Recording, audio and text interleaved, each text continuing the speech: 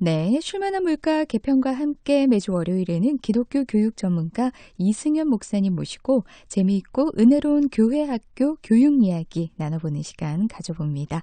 목사님, 안녕하세요. 예, 안녕하세요. 두 아들을 키우는 아주 씩씩한 엄마이자 다음 세대 사역자 이승현입니다. 네, 목소리에서도 아마 느껴지실 거예요. 두 아들을 키우시니까 씩씩해질 수밖에 없겠다라는 네. 생각도 드는데요.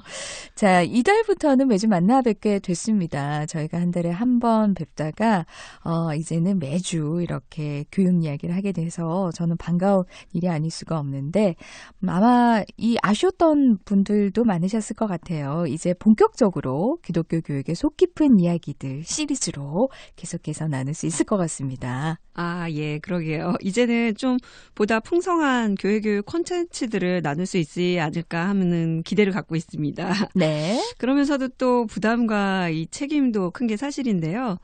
이 방송 함께 하시는 분들도 좀 저를 위해서 그리고 한국교회 다음 세대 양육을 고민하고 안타깝게 바라보는 그런 마음으로 기도하는 마음으로 함께 동참해 주시면 참 감사하겠습니다. 네, 다음 세대 양육을 위해서 기도가 가장 중요하죠.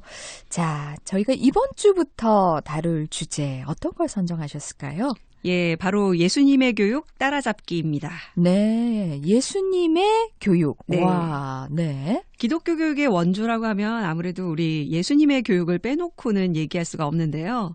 우리의 가장 완전하신 교사이신 예수님의 교육을 하나하나 따라잡다 보면 저희가 어떻게 다음 세대를 만나고 교육해야 할지 원리와 실제가 좀 보이지 않을까 생각합니다. 네, 예수님의 교육 따라잡기 정말 진심으로 따라잡고 싶어요. 우리가 성경을 읽을 때 예수님 이야기를 읽으면서 은혜를 받고 또 여러 가지 사건들을 만나기도 하지만 예수님의 교육 원리, 교육 방법 이런 중심으로 읽을 기회는 많지 않죠. 네, 그렇습니다.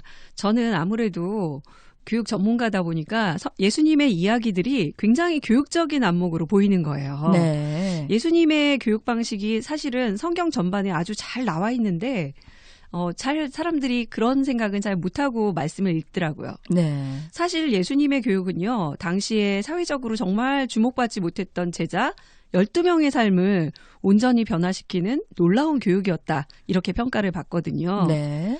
그들을 통해서 이제 정말 엘리트도 아니고 굉장히 많이 가진 사람들도 아니었지만 그들을 통해 예수님은 전 세계에 복음이 전파되게 하시는 놀라운 사건을 일으키셨잖아요. 그렇죠. 그렇다면 어떻게 했을까? 오늘처럼 뭐 스마트폰도 없고 화려한 제자 교재도 없고 그런 시대에 예수님은 어떻게 가르치셨을까? 그것을 이제 하나하나 그 숨겨진 이야기를 펼쳐볼 텐데요. 오늘은 그 첫 번째 시간을 한번 시작해 보려고 합니다. 네. 예수님의 교육 첫 번째 시간은 일상 속에서 가르치기의 표본이었다는 것을 한번 주목해 보면 좋겠다 싶습니다. 네. 일상 속에서 가르치신 예수님. 어떤 내용일까요?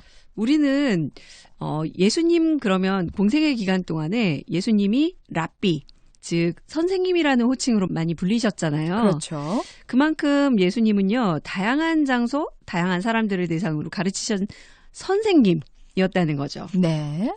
예수님의 교육 내용을 한마디로 요약한다면 하나님 나라라고 얘기할 수 있거든요. 네. 근데 하나님 나라가 어떤 곳인지, 하나님 나라 백성으로 어떻게 살아야 할지 이런 거를 굉장히 다양한 소재와 비유와 여러 가지 다양한 이야기를 들려주셨는데요. 그런데 예수님은 굉장히 난해할 수 있는 하나님 나라를 네. 굉장히 이해하기 쉽게 얘기해 주셨다는 거예요.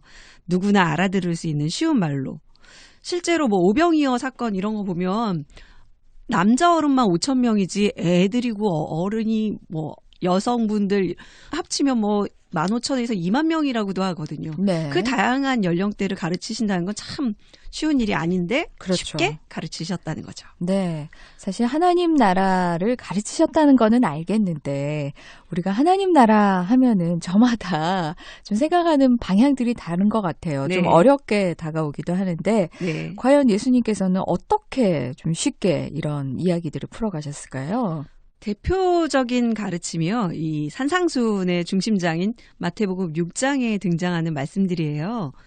거기에 보면 하나님과 재물 사이에서 망설이지 말고 하나님만 믿고 따르라는 말씀을 하시면서 한 사람이 두 주인을 섬길 수 없지 않냐 네. 이런 얘기 하시거든요. 그렇죠. 당시에 이제 주종 관계에 익숙해 있던 사람들은 바로 알아듣는 거죠. 두 주인을 섬길 수 없다. 네. 그리고 또 왜 들에 핀 꽃을 보면서 우리 그러잖아요. 손가락으로 달을 가리키면 달을 안 보고 손가락을 본다고. 그것처럼 들에 핀 꽃을 보면서 왜 그것을 입히시는 하나님은 못 보냐.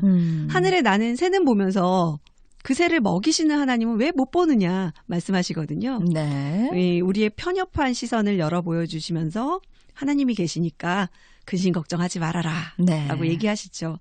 되게 단순하면서도 확실한 논리, 선언이라고 생각해요. 그렇죠. 물질로 염려하지 말고 아무리 말해도 와닿지 않는 말들이 일상적인 이런 꽃, 풀, 새 이런 것들을 통해서 너무 다 잘 와닿게 되는 거죠. 네, 정말 그러네요.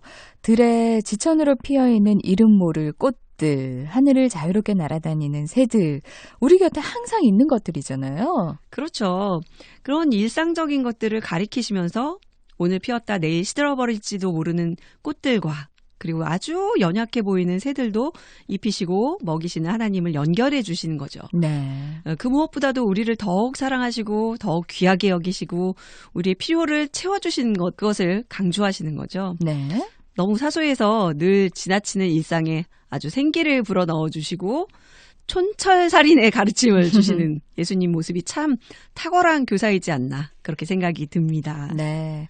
저는 하나님 나라라고 해서 굉장히 이론적이고 딱딱한 이야기일 줄 알았는데 듣고 보니까 우리가 일상 속에서 놓쳤던 부분들 참 쉽고도 익숙한 이야기였네요. 예.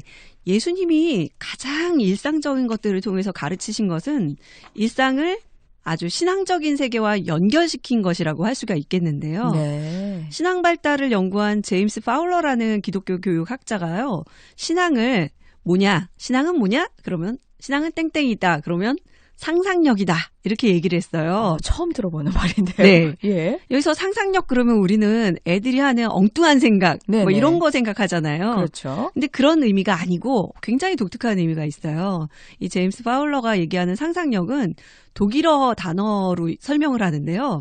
독일어로는 상상력을 아인빌둥스크래프트라고 얘기를 합니다. 이 말은 독일어는 좀 이렇게 합성된 말들이 되게 많아요. 뭘 여러 개를 붙여가지고 말을 하는데 아인이 하나를 뜻하는 말이고요. 네. 빌둥이 만든다는 뜻, 우리 영어로 메이크 그런 뜻이에요. 네. 그리고 힘을 나타내는 크래프트, 예, 스타크래프트 크래프트의 합성어예요. 그러니까 하나로 만드는 힘, 요것을 상상력이라고 말하는 거죠. 네. 그런 의미에서 이제 신앙적인 상상력이라는 것은 우리가 살아가고 있는 일상들을 하나님과 연결하는 힘이다. 이렇게 얘기를 할 수 있는 거죠. 네. 그래서 그 대표적인 사건이 이제 교회에서 떡과 포도주로 참여하는 성만찬인 거예요. 네. 일상적으로 그 당시에 먹었던 식사잖아요. 그렇죠. 그 식사를 예수님의 대속의 사건, 십자가하고 연결시키는 사건이 된 거죠. 하나로 만드는 힘. 네. 그게 예수님께서 보여주셨던 그 일상의 모습, 또 성만찬을 통해서 지금도 우리가 할 수 있는 신앙의 어떤 연결고리라고 할 수가 있겠네요. 네. 자, 오늘 새로 개편하고 첫 시간으로 예수님의 교육 따라잡기, 첫 시간 일상 속으로 가르치라라는 내용을 함께 하고 있는데 참 첫 시간인데도 아주 풍성한 이야기를 나누고 있습니다. 앞으로의 시간도 기대가 됩니다, 목사님. 감사합니다. 이제 날씨가 좀 추워졌는데요. 네. 활동적인 계절이 지나고 이제 사색하기 좋은 계절이 왔잖아요. 그렇죠. 이런 계절에 정말 한번 같이 고민해봤으면 좋겠어요. 우리 다음 세대들에게 뭘 전해줄 것인가? 어떤 신앙교육을 실천할 것인가? 일반 교육학 서적이 말해주는 것보다 훨씬 더 탁월한 교사이신 예수님의 교육학을 한번 실천해 보시기를 권해드립니다. 네. 그 첫 번째 실천으로서 예수님이 그러셨던 것처럼 우리도 일상의 것들에 신앙적인 안목을 더해서 하나님을 더욱더 알아가고 그분의 사랑을 더욱더 만끽하는 계절이 되기를 바랍니다. 네. 우리 일상을 신앙적인 안목으로 도배해보는 것도 좋은 것이겠어요. 네. 예, 신앙적인 마음으로 바라보면 어떨까 제안해봅니다. 아, 네. 저도 오늘부터 시작해 봐야겠어요. 일상에서 보는 나무 한 그루, 꽃 한 송이도 그냥 지나쳐서는 안 될 것 같아요. 네. 그러면 정말 일상을 바라보는 시선이 달라지거든요. 제가 전에 성지순례를 갔는데 이스라엘에는요, 곳곳에 너무너무 흔하게 발견되는 들꽃이 있어요. 아주 새빨간색인데요. 아네모네라는 꽃이었습니다. 네. 백합과의 꽃인데 얼마나 색깔이 강렬하고 아름다운지 예수님이 들에 핀 백합을 보아라 뭐 이렇게 예, 얘기하시잖아요. 그 꽃인가 봐요. 아, 네. 정말 솔로몬도 이렇게 아름다운 색의 옷을 못 입었을 것 같다. 그런 생각이 들 정도로 새빨갛고 아름답더라고요. 근데 그 아네모네 못지않은 꽃이 또 부산에 있지 않습니까? 네. 예, 동백꽃이 피는 계절입니다. 그렇죠, 그렇죠. 동백하면 동백꽃. 부산이죠. 네. 예. 저 처음에 동백꽃 보았을 때 서울 사람이잖아요. 네네. 너무 무지해가지고 장미꽃인 줄 알았어요. 봄이 빨리 왔나? 그러게요. 얘가 네. 왜 폈지? 막 네. 이렇게. 그만큼 너무 아름답더라고요.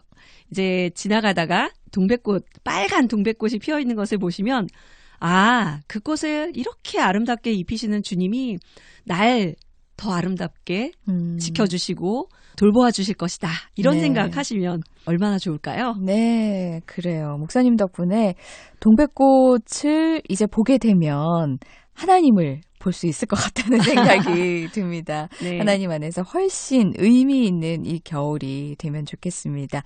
자, 오늘 말씀 감사드리고요. 다음 주 예고 잠시 좀 해주실까요? 네. 예, 다음 주에도 예수님의 교육 따라잡기 시리즈가 계속될 텐데요. 네네. 그 두 번째 시간으로서 관찰하고 이해하라 라는 주제로 여러분 찾아뵙겠습니다. 예수님께서 얼마나 한 사람 한 사람을 세밀하게 만나주시고 그들을 관찰하고 이해해 주셨는지 그 마음을 알아주셨는지 궁금하시면 본방사수 부탁드립니다. 네, 지금까지 성민교회 이승현 목사님 모시고 예수님의 교육 따라잡기, 오늘은 일상 속에서 가르치기 어떻게 해야 하는지 들어봤습니다. 고맙습니다. 감사합니다.